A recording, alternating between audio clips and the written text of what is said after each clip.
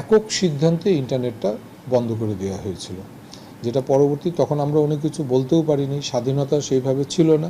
তাই আলহামদুলিল্লাহ এখন তো আমরা অনেক কিছু সাহস করে বলতে পারি নতুন সরকারের জন্য। প্রথমত হচ্ছে কি, দেশের বাইরে থেকে যে ইন্টারনেট ব্যান্ডউইথটা আসে সাবমেরিন কেবলের মাধ্যমে, তো সাবমেরিন কেবলের মাধ্যমে আমাদের দুইটা submarine cable operator, submarine cable operator একটা, কিন্তু দুইটা সাবমেরিন কেবল, একটা ল্যান্ডিং স্টেশন হচ্ছিল গিয়ে কক্সবাজারে CME-4, আর দ্বিতীয়টা হচ্ছিল গিয়ে কুয়াকাটাতে CME-5, যেটা অপারেটর হচ্ছিল গিয়ে BSCCL, Bangladesh submarine cable company limited.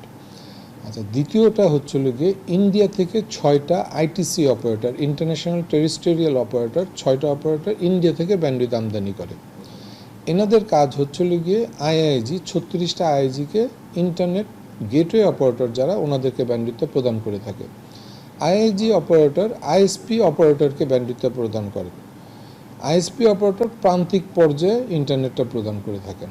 আচ্ছা, এই যে ডিস্ট্রিবিউশনটা হচ্ছে, এই ডিস্ট্রিবিউশনের প্রথম থেকে শেষ পর্যন্ত ভ্যালু চেনে NTTN অপারেটর জড়িত।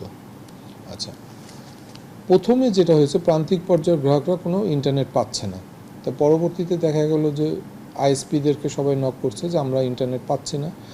ISP অপারেটরও ব্যান্ডউইথ পাচ্ছে না। কোথা থেকে পাচ্ছে না? ইন্টারনেট গেটওয়ে অপারেটরদের থেকে ব্যান্ডউইথ পাচ্ছে না। তখন আমাদের কাছে নক করা হলো, আমরাও তখন ব্যান্ডউইথ পাচ্ছি না। তা আমরা ব্যান্ডউইথ পাচ্ছি না কার কাছ থেকে?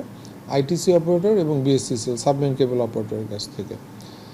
তো প্রথমে একটা চিন্তা করা উচিত ছিল কি, আমাদের কোনো টেকনিক্যাল ফল্ট হয়েছে কিনা, কিংবা অন্য কোনো ধরনের ডিডস অ্যাটাক হচ্ছে কিনা, কিংবা অন্য কোনো ধরনের সাইবার সিকিউরিটি থ্রেটের জন্য এটা হচ্ছে কিনা। তা আমরা মোটামুটি প্রথম 30 মিনিট 10 মিনিটের মতন অন্ধকারেই ছিলাম। তারপরে আমরা জানতে পারলাম যে আমাদের আপস্ট্রিম BSCCL এবং ITC অপারেটর ব্যান্ডউইথটা টোটালি শাটডাউন করে দিয়েছে। আচ্ছা, ওনাদের সাথে কল সেন্টার থেকে যোগাযোগ করা হলো যে ব্যান্ডউইথ আমরা পাচ্ছি না, কারণটা কি? ওনারাও তখন সঠিকভাবে বলতে পারলো না। তা আমরা মোটামুটি ইন্ডাস্ট্রিতে যেটা জানতে পেরেছি, অথেন্টিকেটেড আনঅথেন্টিকেটেড বিভিন্ন সোর্সের মাধ্যমে, যেটা সরকারের নির্দেশনায় ইন্টারনেটটা একবারে গোড়া থেকে শাটডাউন করে দেওয়া হয়েছে। সেই জন্য দেখা গেছে কোনো IIG অপারেটর নির্দিষ্টভাবে কিছু বলতে পারেনি তারা ব্যান্ডউইথ পাচ্ছে কি পাচ্ছে না, কারণ আমাদেরকে সরকারিভাবে কিন্তু কোনো লিখিত ভাবে দেয়া হয় নাই যে ইন্টারনেটটা বন্ধ করো, কিংবা আপস্ট্রিম অপারেটর আমাদেরকে মেল কমিউনিকেশন করে নাই যে আমরা তোমাদের সার্কিটটা বন্ধ করছি, টোটালি শাটডাউন। এবং কবে নাগাদ এটা অন হতে পারে, আদৌ এটা অন হবে কি না, সেই ধরনের কোনো ইনফরমেশন দেয় নাই।